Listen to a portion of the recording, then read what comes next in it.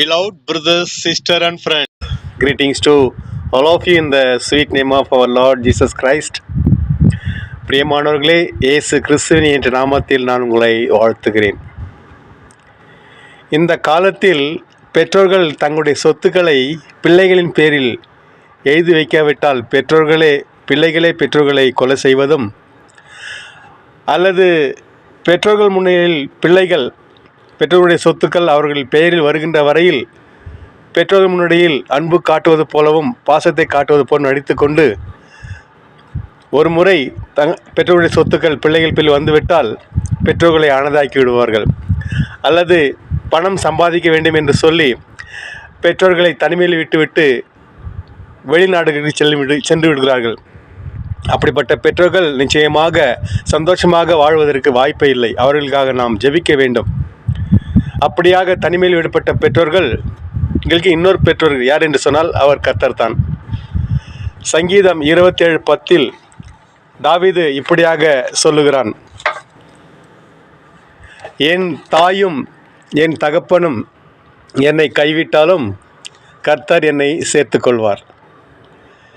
A Psalm of David, chapter 27, verses 10. Even if my father and mother abandon me, the Lord will hold me close.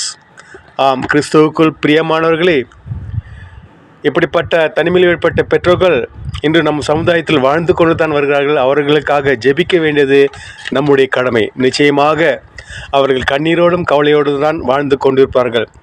அப்படிப்பட்டவர்களுக்காக பக்தன் ஒரு பாடலை பாடுகிறார். கண்ணீர் சிந்தும் நேரத்தில் நீர் தாயுமானிரே, காயப்பட்ட நேரத்தில் நீ தகப்பனானிரே. கண்ணீர் சிந்தும் நேரத்தில் நீர் தாயுமானிரே, காயப்பட்ட நேரத்தில் நீ தகப்பனானிரே.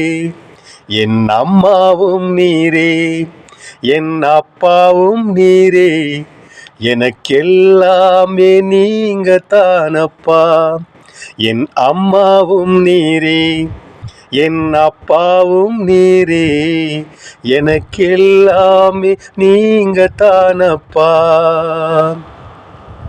என் கூடவே இரும் ஓ இயேசுவே, நீர் இல்லாமல் நான் வாழ முடியாது.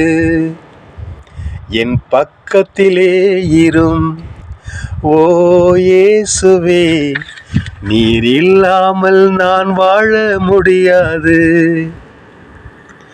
நீர் இல்லாமல் நான் வாழ முடியாது. ஆம் கர்த்தாவே, நீர் இல்லையேல் நாங்கள் இல்லை. ஆபத்து நிறைந்த இந்த உலகத்தில் பயத்தோடும் கண்ணீரோடும் கவலையோடும் கஷ்டத்திலும் நஷ்டத்திலும் ஜீவித்து கொண்டிருக்கிற எங்கள் மீது நீர் இரக்கம் கொண்டு எங்கள் கண்ணீரை துடைத்து எங்கள் கஷ்டங்களை போக்கி எங்கள் தேவைகளை சந்தித்து எங்களை வழிநடத்த வேண்டும் என்று இறைமகன் இயேசுவின் மூலம் விண்ணப்பிக்கிறோம் எங்கள் நல்ல பிதாவே. ஆமென், ஆமென். Thank you friends. See you in the next week. Till then, Sarul from Bangalore. Bye bye.